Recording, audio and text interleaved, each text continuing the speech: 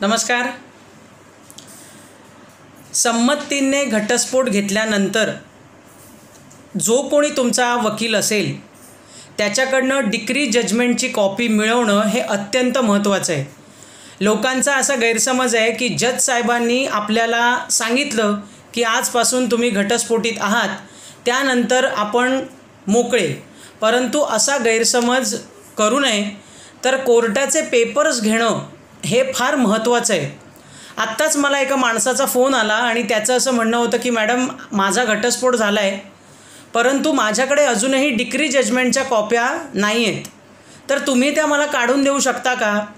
आता सर्वात प्रथम ही गोष्ट लक्षात ठेवा की तुमचा जो लॉयर आहे किंवा ॲडव्होकेट आहे त्याने तुमच्याकडनं वकालतनामा फाईल करून घेतलेला आहे, सही करून घेतलेला आहे आणि तो कोर्टामध्ये प्रस्तुत आहे. जेव्हा एक वकील तुमच्याकरता अपॉइंट झालेला असतो त्यावेळेला दुसरा वकील असाच मधून कुठल्याही कामाकरता अपॉइंट केला जाऊ शकत नाही.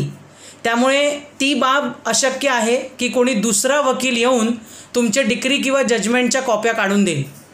म्युच्युअल कन्सेंटमध्ये काही पक्षकार हा एकच वकील नेमतात. प्रत्येकाला असं वाटतं की मॅडम तो ना बायकोचाच वकील आहे, किंवा कधीकधी बायकोला असं वाटतं की तो नवऱ्याचाच वकील आहे. ही बाब तुम्ही लक्षात घ्या. जेव्हा म्युच्युअल कन्सेंट डायव्होर्स जेव्हा फाईल होतो त्यावेळेला कॉमन वकील हा दोघांचाही तितक्याच प्रमाणात असतो. कधीही असं नसतं की बायकोचा 60% आणि पुरुषाचा म्हणजे नवऱ्याचा 40% किंवा नवऱ्याचा 70% आणि बायकोचा 20%. अशा भ्रमात तुम्ही राहू नका. हे एक आमच्यासाठी सुद्धा एक चॅलेंज असतं, कारण काही सिच्युएशन्सनुसार जेव्हा आम्ही कधी बायकोची बाजू घेतली किंवा कधी नवऱ्याची बाजू घेतली तर ही लोकं अतिशय हलक्या ह्याच्यात दुखावली जातात की मॅडम तुम्ही त्यांच्याकडनं कसं बोलताय किंवा मॅडम तुम्ही हिची बाजू कशी घेताय. लक्षात घ्या, जेव्हा तुम्ही एक वकील नेमता तेव्हा सिच्युएशन्सनुसार त्यांना काम करावं लागतं आणि दोघांच्याही फायद्याचं काय होईल हेच वकील नेहमी बघत असतो. त्यामुळे म्युच्युअल कन्सेंट डायव्होर्स जेव्हा तुम्ही फाईल करता कोर्टामध्ये आणि तेव्हा तुमचा वकील जर कॉमन असेल तर तो दोघांकरताही इक्वलीच काम करतो, कुणाच्याही साईडने तो काम करत नाही. आणि असे जर काही गैरसमज तुम्हाला असतील तर तुम्ही तुमचा म्युच्युअल कन्सेंट करता दुसरा वकील देखील नेमणूक करू शकता, म्हणजे असे गैरसमज तरी तुम्हाला होणार नाहीत.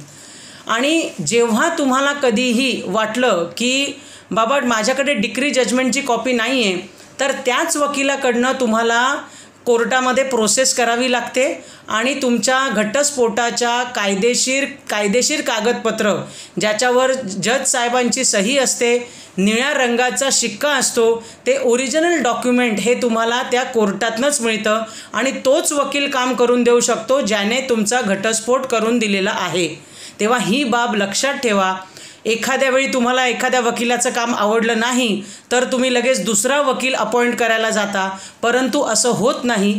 काही नियम आहेत कोर्टाचे, आम्हाला देखील काही नियम आहेत, काही बंधनं आहेत. त्यामुळे ही बाब लक्षात ठेवा. आणि जर तुम्हाला वकील बदलायचा असेल तर त्याची देखील प्रोसेस असते, परंतु ती वेगळी प्रोसेस असते. त्यामुळे ही बाब लक्षात ठेवा.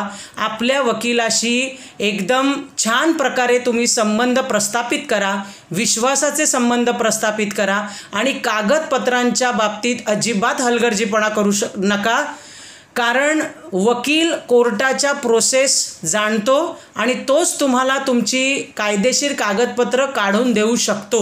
त्यामुळे ही बाब लक्षात ठेवा आणि आपल्या वकिलाबरोबर व्यवस्थितरित्या कम्युनिकेशनमध्ये राहा. धन्यवाद.